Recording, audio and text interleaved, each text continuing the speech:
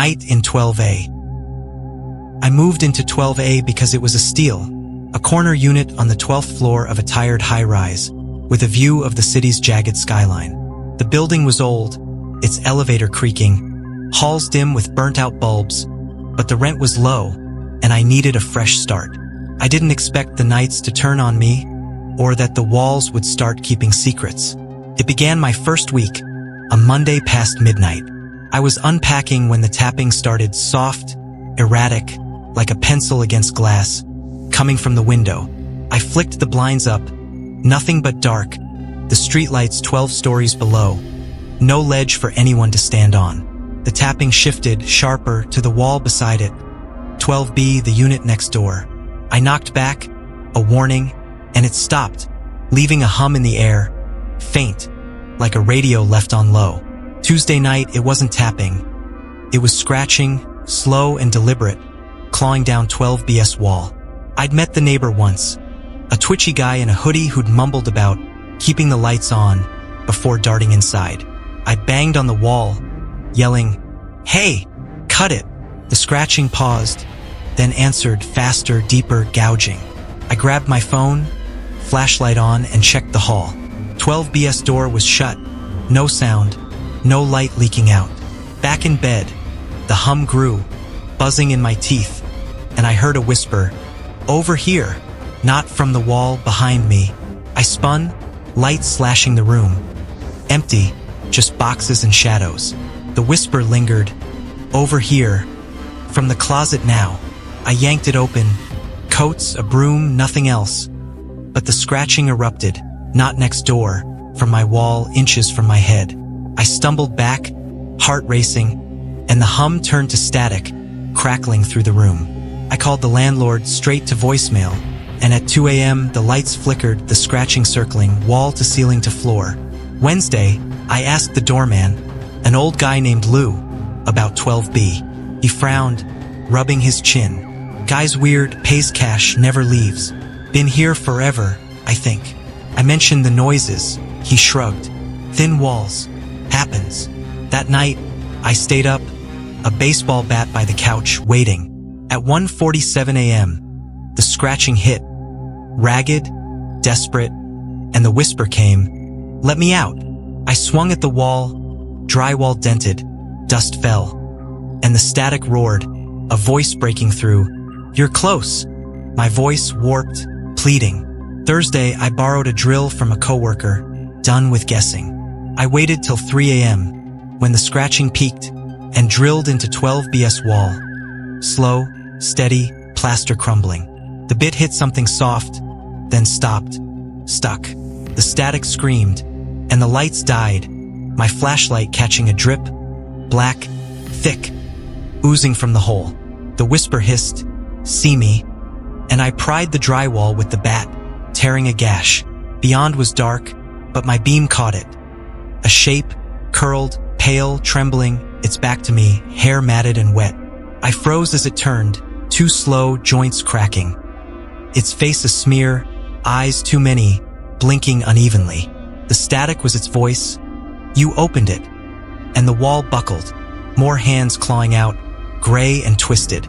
I swung the bat, hitting flesh that gave like mud, and ran for the door. The knob burned, hot, fused, and the shape crawled through, dripping, the floor sizzling where it touched. I kicked the window, glass shattering, and climbed onto the fire escape, wind biting my face. The thing followed, slow, its static filling the night. "Stay with me." I scrambled down, metal rattling, and hit the alley, legs jelly. Sirens wailed, someone must have called, and I flagged a cop, babbling about 12B, the wall, the thing. They searched 12A, hole patched, no drips, just my bat and drill scattered. 12B was empty, the tenant gone, his unit bare except for scratches inside the walls. Deep, like something had clawed out. They blamed squatters, drugs, said I'd snapped. I didn't fight it. I crashed at a friend's, quit the lease, left my stuff to rot. Lou texted a week later, 12BS vacant again. Quiet now. I ignored him, but last night, my friend's window tapped, soft, erratic, and the static's back, faint, in my ears.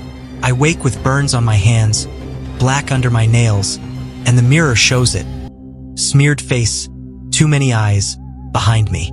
My keys are gone, and this morning, my shoes were by the door, city grit on them. The hum's louder, whispering, over here, and I'm terrified I'll climb back to 12A, where it waits to crawl in with me. The night in 4D. I moved into 4D because it was all I could afford. A shoebox apartment in a sagging brick building downtown, with stained carpet and a window that wouldn't lock. The neighbors kept to themselves, and the halls smelled of bleach and regret. I liked the anonymity, the way the city's hum drowned out my thoughts. But last month, the nights turned against me, and I learned some doors should stay shut. It started with the dripping. A Friday, past 1 a.m., I woke to a steady plink-plink from the bathroom. I shuffled in, half asleep, and found the sink dry, the sound coming from the ceiling. 4E directly above. I tapped it with a broom, expecting a leak, but the dripping answered, faster, deliberate, like fingers drumming. I muttered, great, and went back to bed. Then it moved, dripping from the living room, the kitchen, circling me through the walls. Saturday night, it wasn't just dripping. A thud shook the ceiling heavy, like furniture dragged, followed by a low moan. Not pain, but something else, hungry. I'd met the 4E tenant once. An old woman, frail, hunched, who'd stared too long without blinking. I figured she'd fallen, so I climbed the stairs, knocked on 4E. No answer, just that moan, louder, seeping through the door. I jiggled the knob, locked, and called out, "You okay?" The thudding stopped, and the moan cut off mid-breath. Silence, then a whisper, "Downstairs." My voice, but I hadn't spoken. I bolted back to 4D, heart racing, and locked the door. The dripping started again, closer, from my ceiling now, though I'd just been up there. I grabbed my phone, called the landlord voicemail. At 2 a.m., the lights flickered, and the moan returned.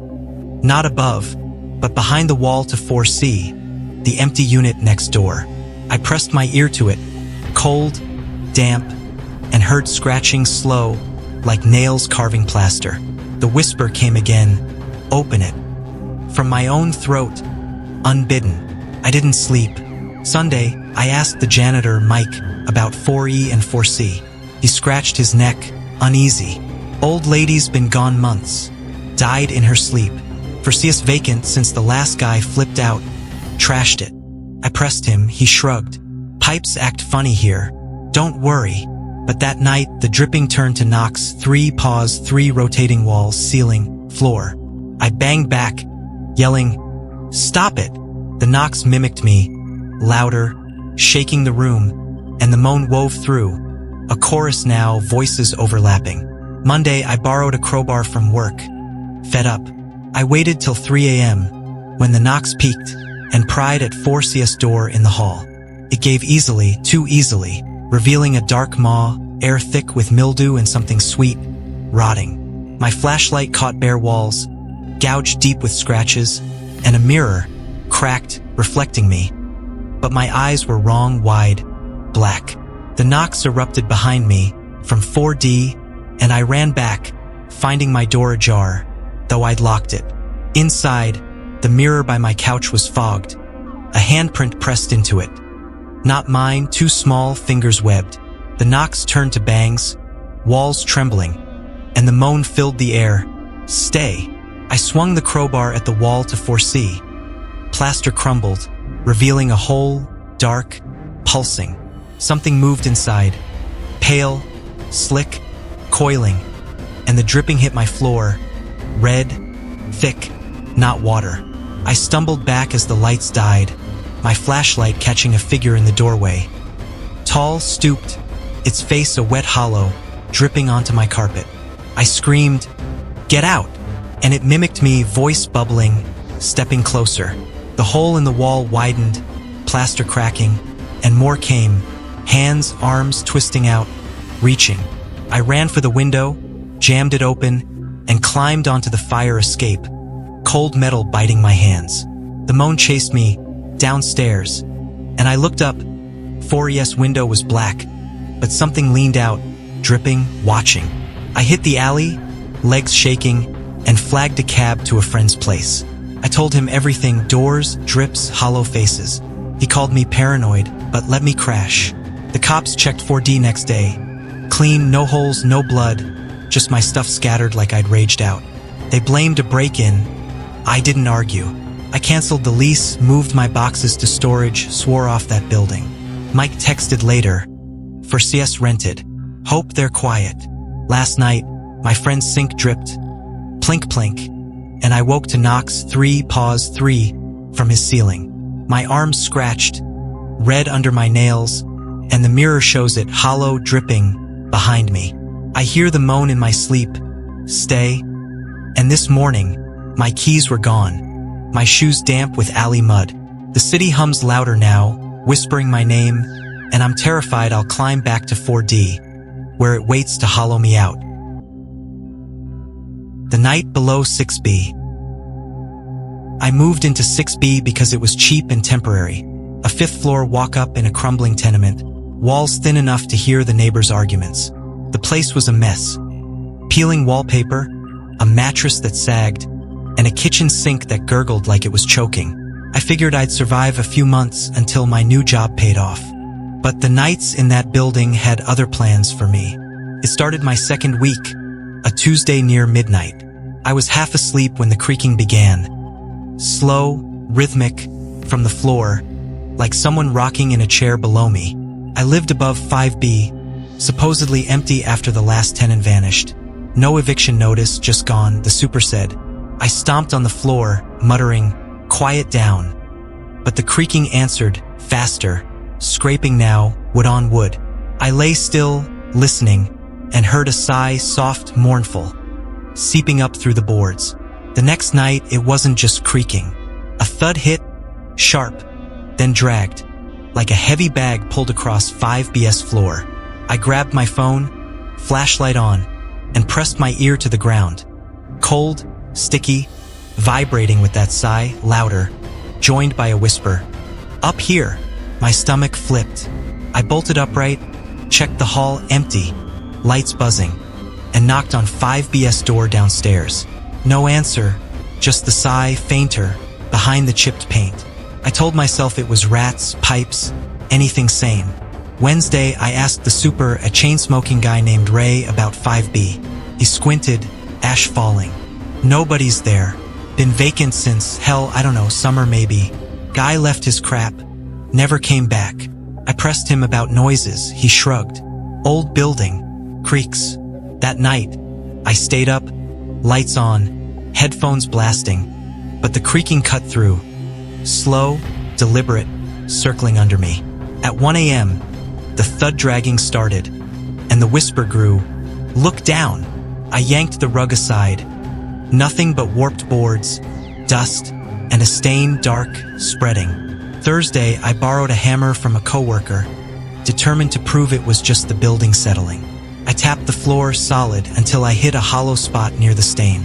The creaking stopped, and the sigh turned to a laugh, dry and cracked, from below. I swung harder, with splintering, and pried up a plank. A hole gaped, black, smelling of damp and rot, too deep for my flashlight to reach bottom. The whisper hissed, "Come in," and something skittered, faint, like nails on stone. Rising up, I dropped the hammer, heart pounding, and shoved the couch over the hole. The power flickered at 2 a.m., and the creaking erupted. Not just below, but walls, ceiling, a cage of sound. I grabbed a knife from the kitchen, hands shaking, and the laugh rolled through. "You found me." The stain seeped out from under the couch, wet, red-brown, pooling toward me. I backed to the door, but the knob wouldn't turn. Ice cold, stuck, and the lights died, plunging me into dark. My flashlight caught it. A shape under the couch, clawing up through the hole, long and thin, fingers splayed like roots. Its head lifted, matted hair, a face too soft, melting, eyes glinting like wet glass. I screamed, kicking the couch, and it sank back, laughing, the sound bubbling up my spine. The floor buckled. more boards cracking, and the stains spread, soaking my socks. I threw my weight at the door, would groaning, as the whisper chanted, "Stay, stay, stay." The door gave, and I tumbled into the hall, barefoot, knife clattering. The lights buzzed back, dim, and 6BS door slammed shut, the creaking fading. I ran downstairs, banged on Ray's basement unit, no answer, just his TV blaring. A neighbor on 4 peeked out, saw me wild-eyed, and called me a nutcase. I crashed at a diner till dawn, sipping burnt coffee, shaking. Cops checked 6B later. Floor intact, no hole, no stain, just my stuff tossed like I'd raged out. They said I'd dreamed it, stress from the move. I didn't argue. I grabbed my bags, left the key, moved to a friend's couch. Ray texted a week later, 5BS got a tenant now. Quiet guy. I blocked him, but last night, my friend's floor creaked, slow, rhythmic, under me, and I woke to a sigh, up here, from below his apartment. My socks were damp this morning, stained red-brown, and the hammer's back in my bag, though I'd left it in 6B. I hear dragging in my dreams, see that soft face grinning, and my friend says I've been sleepwalking, muttering about going down. The city's too loud now, creaking through the walls, and I'm terrified I'll dig again, where it waits to pull me in. The apartment on floor 9. I moved into the apartment on floor 9 because it was cheap and close to work. The building was a gray slab of concrete, 1970s brutalist, with flickering hall lights and a landlord who never answered his phone. My unit 9C was small. 1 bedroom, a kitchenette, and a view of the alley's dumpster. I didn't mind the quiet at first. Then the nights started unraveling. It was my 3rd week, a Wednesday past midnight, when the knocking woke me. 3 sharp raps, slow and deliberate, from the wall behind my bed. I sat up, groggy, figuring it was the neighbor. 9B, a unit I'd never seen anyone enter or leave. I tapped back, a polite keep it down. But the knocks answered, louder, faster, like fists hammering. I pressed my ear to the wall. Cold plaster, no voices, just a faint hum, like machinery far off. Then silence, sudden and thick. I couldn't sleep after that. The next night, it came again. 3 raps, then a pause, then more, a rhythm that burrowed into my skull. I banged on the wall, yelling, "Cut it out!" The knock stopped, but the hum grew, vibrating through the bed frame. I grabbed my phone, flashlight on, and checked the hall. Empty, fluorescent buzzed the only sound. 9BS door was shut, no light under it, no name on the buzzer. I knocked, nothing. Back in bed, the hum followed, and I swore I heard breathing shallow behind the wall. Thursday, I asked the super, a wiry guy named Sal, about 9B. He shrugged, chewing a toothpick. Vacant. Been that way years. Pipes, maybe. I didn't buy it. Pipes don't knock. That night, I stayed up, lights on, waiting. At 1:13 a.m., the raps hit, but not from the wall, from the ceiling. I froze, staring up at water-stained tiles. 10C was above me, another vacant unit, Sal had said. The knocks circled, ceiling to wall to floor, a triangle closing in. I grabbed a broom, jabbed the ceiling. Dust fell, and the hum sharpened into a whine, needling my ears. Friday, I borrowed a stepladder from work, determined to check 10C. The 9th floor hall was dead, doors blank, air stale. I climbed to 10, found 10CS door ajar, a sliver of black inside. My flashlight caught peeling paint, a bare bulb dangling, and a smell, wet earth, sour meat. The knocking started, loud, from below now, my apartment.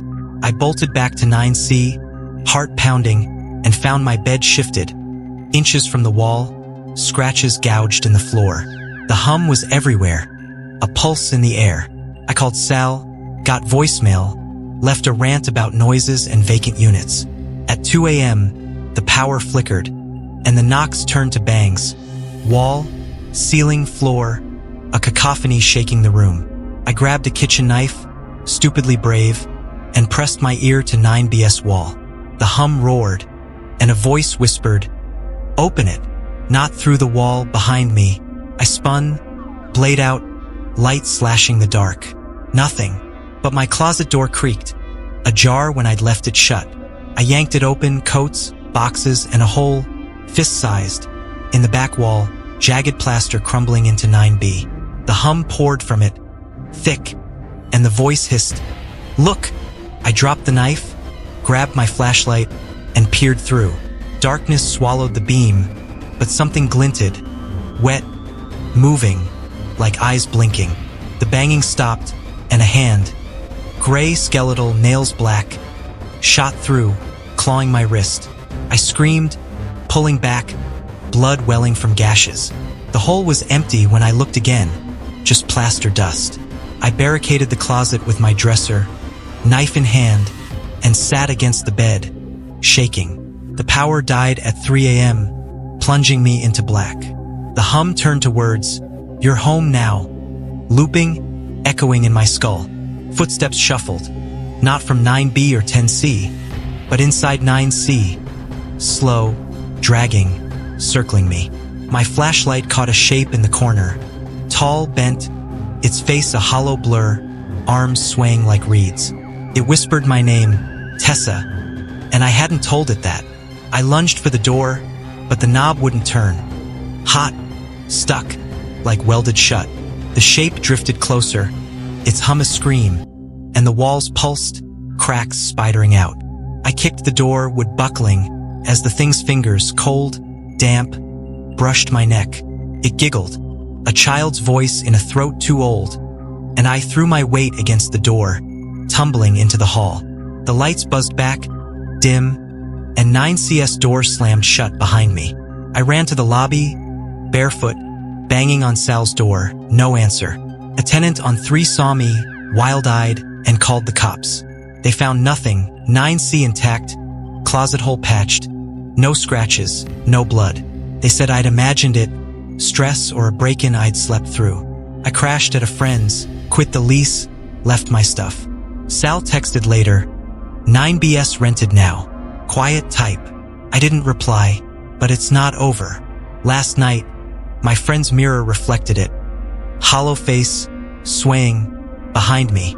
I wake with scratches, fresh each dawn, and the hums in my head, whispering, "Come back." My keys are missing, and this morning, my shoes were wet, dirt caked under my nails. I hear footsteps in her hall, soft, circling, and I'm scared to sleep. Scared I'll walk to floor 9 again, where it waits to make me home.